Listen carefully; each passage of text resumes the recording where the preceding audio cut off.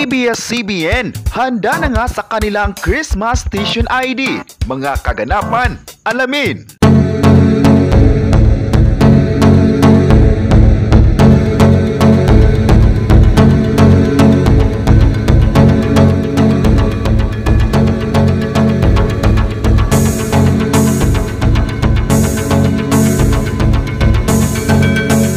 November 30, 2023, handa na nga ang Kapamilya Network sa kanilang Christmas Station ID. Ang bagong Christmas Station ID ng ABS-CBN ay may pamagat na Pasko ang pinakamagandang kwento kung saan hangad ng ABS-CBN na magpasalamat sa lahat ng kapamilya audience at sa mga tao na sumusuporta sa buong mundo. Ang naturang Station ID ay mapapanood na bukas December 1, 2023 pagkatapos ng TV Patrol. Ang teaser ng Kapamilya ay umanito ng samot-saring komento ng netizens. Ilan sa mga komento ng netizens, nakaka-excite raw ang bagong handog ng ABS-CBN ngayong taon. Sana ang Station ID ay sumisimbolo sa pagmamahal ng mga tao sa araw ng Kapaskuhan at sa bagong taon. Nakaka-excite din daw ang mga Kapamilya Stars na mapabilang sa pinakaabangang Christmas Station ID ng taong ito. Kilala raw ang ABS-CBN sa may pinakamagandang Station ID.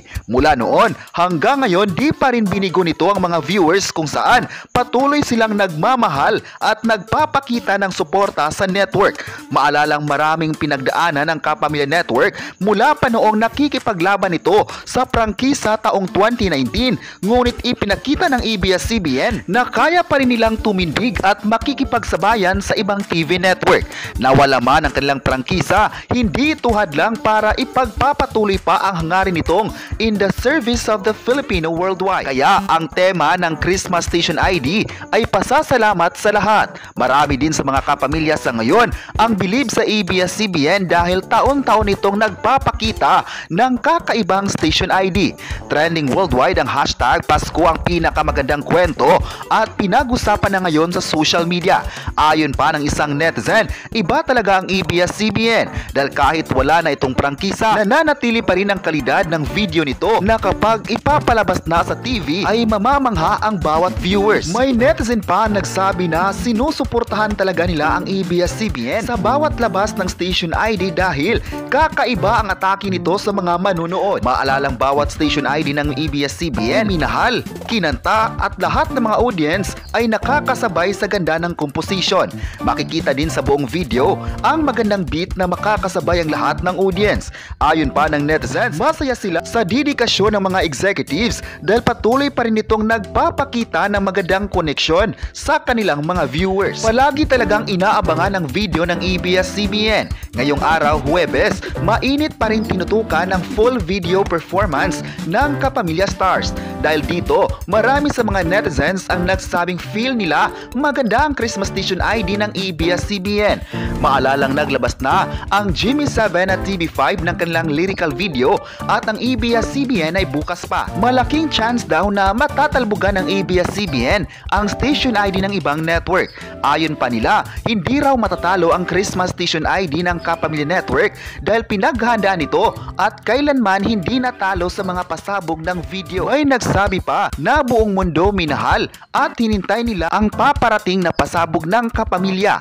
May netizen pa nagsabing mas maganda raw ang Christmas Station ID ng GMA7 at TV5 dahil masarap sa mata ang performance ng mga artist, editing at ganap sa video. Di rin daw may tatanggi na sa bawat labas ng kanilang Station ID sa Kapaskuhan ay trending ito at pinag-usapan sa social media. Ganun daw kainit ang pagtanggap ng mga kapuso at kapatid viewers. Marami din na nagsabi na ang GMA Christmas Station ID ay magaling at maganda na mararamdaman ng mga audience ang tunay na Kapaskuhan. Ayon pa ng netizens, sinusuportahan nila ang Station ID dahil magaling ang Kapuso Network sa mga ganitong bagay. Trending worldwide talaga ang bawat kanta. Ngayong taon, sino-sino kaya ang aangat sa social media? Bukas ay arangkada na ang pinakahihintay ng lahat. Ano-ano kaya ang magiging komento ng netizens kung ilalabas na ang mga ito? Ayon pa ng netizens, kahit nagkakasama na ang ABS-CBN at GMA Network sa mga projects nito, hindi pa rin maiiwasan, patuloy pa rin daw silang ikinukumpara ang mga video nito. Iba't ibang station ID kasi ang mapapanood ng mga viewers, ibang timpla at ibang mensahe para sa lahat ng mga kapamilya. Sino-sino naman kaya ang magte-trending sa taong ito? Ayon pa ng isang netizen, bukas December, tingin niya mas aangat ang ABS-CBN dahil pinaghandaan nito at hindi tinipid ang quality. Mula pa noon, hindi negatibong komento ang naririnig ng tao sa istasyon, kundi pagkakabilib nila sa pagkakagawa nito. Di rin daw may tatanggi na kapag ilalabas na ang mga Christmas station ID nito ay paniguradong pagfiestahan ng netizens. Ngayong oras, alas 7 ng umaga, trending na ang paghintay ng netizens sa naturang Christmas station ID. Marami nagsabi na aangat pa rin ang Kapamilya Network. Samantala, ilan sa mga kabilang sa full video ng ABS-CBN's Christmas station ID ay sina Luis Manzano, Shaina Magdayaw at Rubido Bingo. Ito din ang reunion ng lahat pagkatapos ng It's Your Lucky Day program sa ABS-CBN. Ang Christmas station ID rin ay memorable din para kay Jenica Garcia na nagkaroon ng kanyang debut sa ABS-CBN. Bukod pa sa kanila, mapapanood din ang ibang Kapamilya stars mula sa iba't ibang programa ng Kapamilya Network. Sabay-sabay silang makipagsabayan sa Pasko ng Pinoy. Present din ang mga bidang kapamilya na i-feature sa taon-taong Christmas station ID. Maalalang bawat Christmas station ID ng ABS-CBN ay andun talaga ang partisipasyon ng mga kapamilya kung saan ikukwento nila ang nakaka-inspire na story sa buhay nila.